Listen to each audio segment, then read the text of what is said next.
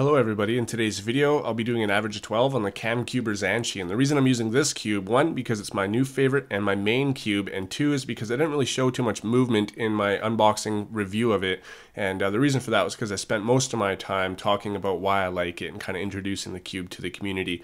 So anyways, today's topics are going to be OH blind and feet, hobbies, all the hobbies I've had in my life, and the Dayan 6. So let's start with OH blind and feet. Now, I have tried to solve a cube with one hand before, and I got all the way to the last layer, and I just couldn't do it because I'm so used to doing it with two hands, and I do it really fast, and I don't know the algorithm real slow anymore, you know, like they're all muscle memory now, so I just couldn't do it.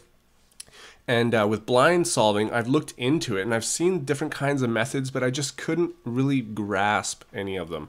I understood them, I just couldn't really grasp them to the point where I could actually do it. Feet solving, I have tried feet solving with my foot cubes, and I got all the way to the last layer again, like I said, and I just couldn't do the algorithms that slow, especially with my feet. Now, do I want to continue learning these type of solving? OH is impressive, I'll give it that. Blind solving is even more impressive, and feet solving, it just doesn't interest me at all, to be honest. But, you know, I'm so slow at learning algorithms, I just don't really want to go through and start learning all the OH algorithms, and then I just want to get faster at the 3x3. 3x3 is the only cube that I solve, you know, in time myself. So anyway, that's how I feel about OH blind and feet. Now, hobbies, somebody wanted to know what kind of hobbies I've had in my life. So I'll go all the way back. The first hobby that I can remember ever having was marbles. Now, when I was a kid, I don't know how it is in elementary school now, but when I was a kid, everybody had marbles.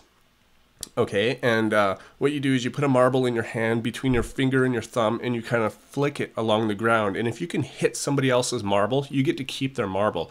It's sort of like gambling with marbles. It's like, you know, marbles was gold when we were kids, and everybody wanted one, and if you had the shinier one or the bigger one, you know, you could gamble your marbles away, and obviously the best players had the most marbles. So that was the very first hobby that I remember. And the next one was sports cards, like hockey cards and things like that. Now, I was never really a sports fan, but I do remember liking the cards for some reason. And I think it was because my brother liked the cards, and I kind of wanted to be like him, you know, and so I would, you know, collect the cards, and me and him would trade cards. And you know, there's a game that we would also play in elementary school where we'd lean the card up against the door, and somebody else can flick their card at it, and if you can knock it down, you get to keep it. Same sort of deal with the marbles. And I really liked that whole, you know, gambling thing with cards and stuff. It was I don't know, I just really liked it when I was a kid, but it soon, you know, I left it and I went on to my next thing, which was drawing. Now, I wasn't really, I don't know, an artist. I didn't draw things. I more traced them and then went and told people I drew them. And everybody would say, oh, that's a trace. And I would say, no, it's not. But I was a little kid, you know, I wanted people to think that I was really good at drawing because I really liked it. And so yeah, that continued actually for quite a long time. I used to draw a lot. But then in later elementary school, I got into doing magic tricks.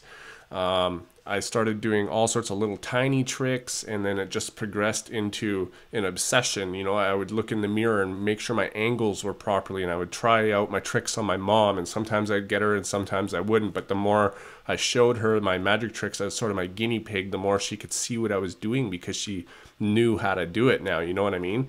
And I really enjoyed doing that. I did some shows. I still know how to do quite a few magic tricks, actually.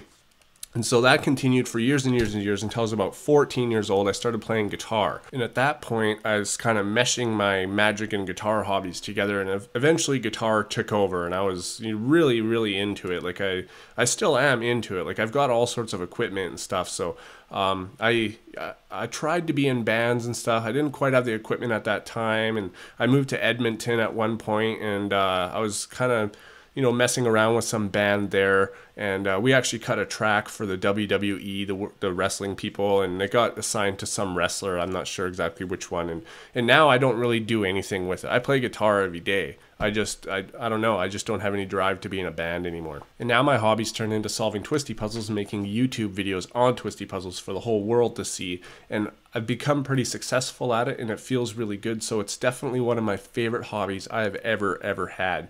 I'm really glad I got into it. Next thing I want to talk about is the Dayan 6.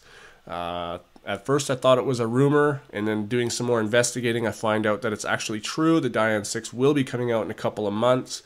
They're also making mini Zhanchis, which would be cool. I'll probably get a couple of those. I will be reviewing all of these cubes on my channel, of course. I don't want to say too much about it though, because there's not even pictures of this yet. So far anything I could say would just be speculation. Alright, so that is the end of the topics, and I just want to let you guys know that I want you guys to tell me what you want me to talk about on my next Average of 12. So leave some comments, let me know what you want to hear me talk about.